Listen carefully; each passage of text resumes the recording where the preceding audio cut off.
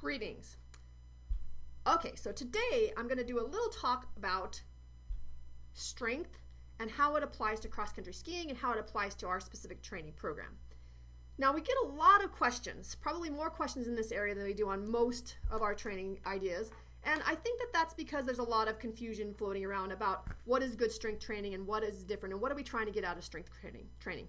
Now, first of all, strength training is incredibly important for cross-country skiers, right? We have to have strength so that we can power at the last minute and that we can climb up these hills and use our core. These are really important, but really this is a minor piece of training compared to the distance and the speed aspects of how we train.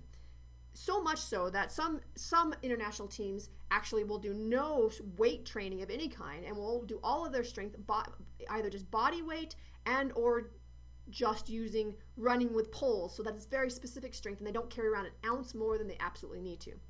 Our strength program doesn't follow that. It does take some elements out of some of these areas, but ours is basically a combination of several strength programs that have been tested and used for several years. We're very pleased with our results from our strength training program, and we hope that other people think so as well. So first of all, we have several elements of our strength training, and one of them is that it's ever changing. Okay, so what does that mean? It means that every 3 to 4 weeks, we change our strength program pretty drastically, pretty much turn it over entirely. So why do we do that? Well, we have this lovely graph from the Exercise Physiology book by McArdle, Catch and Catch, which shows us exactly why we do that. So as cross-country skiers, what we're trying to do is get lean, strong muscles that don't weigh very much so that we can run around the course fast, but not carry around anything extra. So this orange line is the neural adaptation. So what that neural adaptation means is that we're trying to teach our body that it's okay to hurt. You can do that, you can hurt, and that's all good, and that's okay. Now this yellow line is actual muscle mass, the hypertrophic. So that's actual muscle mass, right? So we're always going to build a little bit of that as well, but we're actually trying to build mostly the neurological because we don't want to carry around too much muscle. So what you can see here is that after 3 weeks of training, roughly, a little between 3 and 4 weeks, so that'd be 3 weeks is right here and 4 is here, so right in between 3 and 4 weeks, you can see that these lines cross. So when you start, almost all your gains are actually neural. And then as you go, you'll start to get this hypertrophic gains, the muscle mass gains. And so when they cross right here before 4 weeks, that's about when we're like, okay, that's enough. We don't need more muscle than that. We just need to have that much muscle. So that's why we change our strength every 3 to 4 weeks. Okay, so that's one of the things people ask is why do we do this? We just, by doing, if you notice this too, this also shows you why we don't do the same exercise all the time, because you can see even if we were going for big muscles, after 6 weeks, it starts to level off. And if this goes further, it levels off even more. And the reason for this is that your muscles adapt so well that they just get used to it. And then there's nothing else really happening. Okay, so we're saying, okay, so great, muscle strength is good, it's fast, it makes me good. Why don't we do, if it's good, more must be better.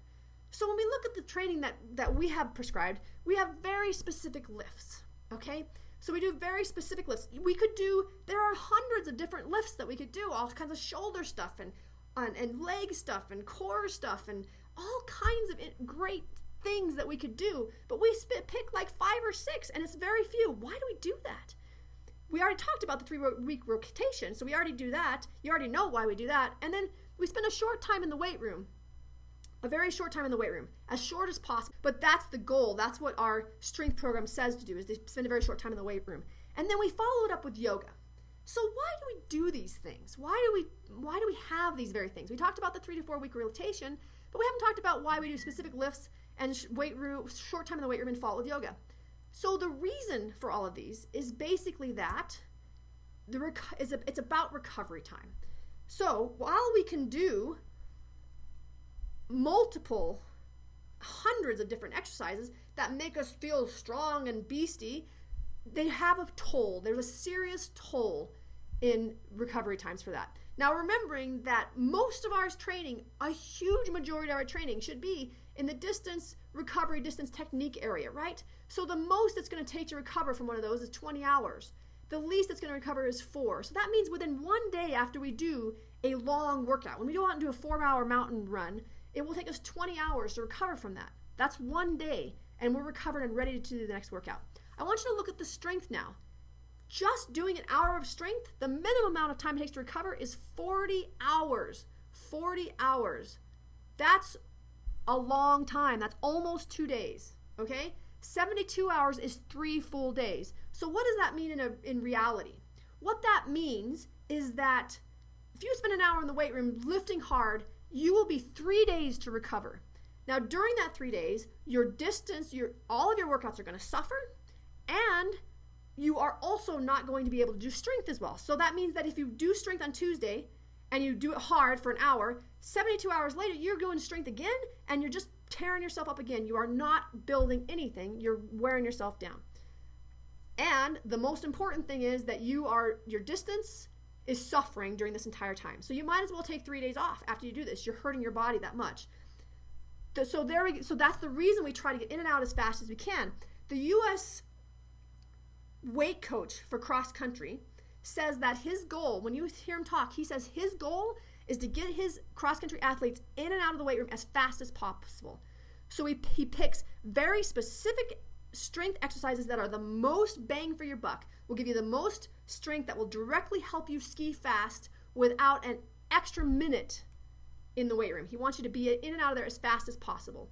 So that is why we keep the numbers very low and why we get out of the weight room as fast as possible. Because if I can get in there half an hour, then it will only take me 20 hours to recover, which is actually 1 day. And then I'm back to my training and I'm ready to go. And then on the next strength day, I'm ready to go again. So if I can get out of there in that amount of speed, I am ahead of all the people that can't. I'm doing a much better job of keeping my training in a good place. Finally, why do we do yoga? Now, it doesn't have to be yoga. It can be any kind of active recovery type of activity. Anything would be great. But we pick yoga. But the reason is immediately after you do strength, you want to start the recovery as fast as possible. You want to be on this 40-hour side instead of the 72-hour side. And that is done with active recovery. So yoga, yes, it has all the benefits we always talk about of flexibility and balance and mind control and all of these things, right? But it also helps you start recovering immediately from that strength session, trying to keep this number back down to 40. So the upshot of all this is that we don't want to be a massive moving, 10-ton truck tires across the ground. We want to be strong like a skier. We want to be strong like Chris and Keegan here, and how they have not an extra ounce of extra muscle on their body. Every muscle they have is directly applicable for moving themselves around that ski track. Hopefully this makes sense. Let me know if you have any questions.